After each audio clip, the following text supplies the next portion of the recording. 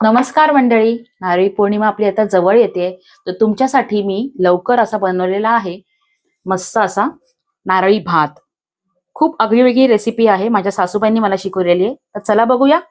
इथे मी पॅन गरम करत ठेवलाय आणि अर्धा वाटी इतकं मी तूप घेतलेलं आहे. नारळी भात ह्याच्यामध्ये खूप वेगवेगळे प्रकार आहेत, पण हा प्रकार म्हणजे ही रेसिपी माझ्या सासूबाईंनी शिकवली आहे. अप्रतिम होतो त्यांचा भात, खूप चविष्ट लागतो. तूप विरघळलंय हे बघा. त्याच्यामध्ये आपण एक अख्खा नारळ घेतलेला आहे. मी इथे प्रमाण तुम्हाला सांगते. एक अख्खा नारळ खवळून घेतलेला आहे, तो घालते. इथे हा तुम्ही पेला बघताय, तेवढा मी एक पेला तांदूळ, कोलम तांदूळच घेतला आपण, जो घरी खातो तो शिजवून घेतलेला आहे मी. तर तेवढीच मी साखर टाकते. आता आपण हे चांगलं परतवून घेणार आहोत. आता हे परतताना ह्याच्यातच मी तेव्हाच काजू टाकणार आहे, म्हणजे कसे थोडे खमंग होतील. आणि ना बदाम मी अख्खे नाही ठेवलेत, अख्खे मला नाही आवडत. थोडेसे ना मी हे केलेत, वरवंट्याने चेचून घेतलेले आहेत.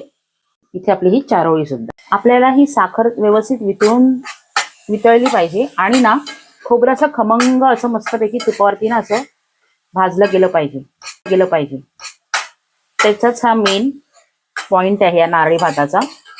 साखर आपली कॅरमलाइज सारख्या झाली ना की त्या नारळी भाताची चव हा तुम्ही बघाल, हे बघा, हलका हलका आपल्या नारळाचा कलर चेंज होत चाललाय मस्त असा.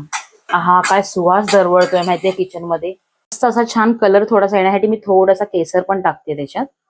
हा मी वैष्णोदेवीला गेलेली तिकडनं आणलेला आहे हा केसर. मस्त केसर आहे हा.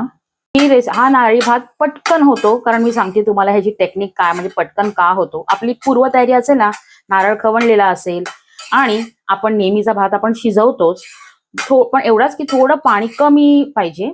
शिजवून मस्त आपण ह्याच्यामध्ये घालून द्यायचा. लगेच होतो, जास्त वेळ लागत नाही आपली तयारी असेल तर. तुम्ही बघतच आहात आपला असा मस्त असा बदामी कलर असा. एका पेल्याचं प्रमाण आहे हे, मी तुम्हाला मगाशी दाखवले तसं. जायफळ आणि वेलचीची पूड मी हे चांगलं मिक्स करून घेऊया. कलर बघा काय सुटलाय मस्त.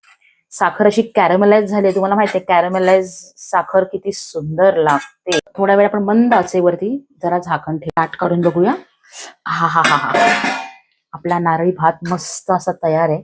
नक्की ट्राय करा ह्या नारळी पौर्णिमेला, तुम्हाला खूप आवडेल.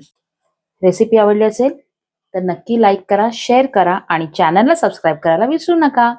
चला तर मग बाय.